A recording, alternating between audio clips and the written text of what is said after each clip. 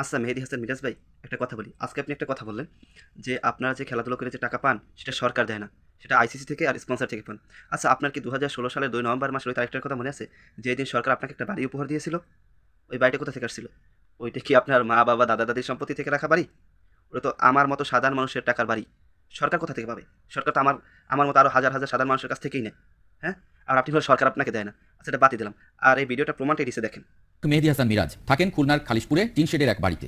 মিরাজের জন্য বাড়ি তৈরির নির্দেশ দিয়েছেন প্রধানমন্ত্রী শেখ হাসিনা। এসএ গেমসের স্বর্ণ জেতায় যেমন মাবিয়া আর শিলাকে বাড়ি উপহার দিয়েছিলেন প্রধানমন্ত্রী, এবার উপহারে বাড়ি পাচ্ছেন মেহেদী মিরাজ। এরই মধ্যে প্রধানমন্ত্রীর নির্দেশ চলে গেছে জেলা প্রশাসকের কাছে। আর এখন আসি স্পন্সরের কথায়। স্পন্সর তার এমনি দেয় না, আপনার খেলা দেখে দেয় না। স্পন্সর দেওয়ার পিছনে একটা মাঠে যে দর্শকটা খেলা দেখতে যায়, অনলাইনে অফলাইনে যে যত খেলাধুলা দেখা হয় ওর উপর নির্ভর করে দেয়। আমরা খেলা দেখতে যাই বইলেই আপনার স্পন্সর পান, নাহলে আপনারা কেউ বাল দিয়েও জিগাইতো না।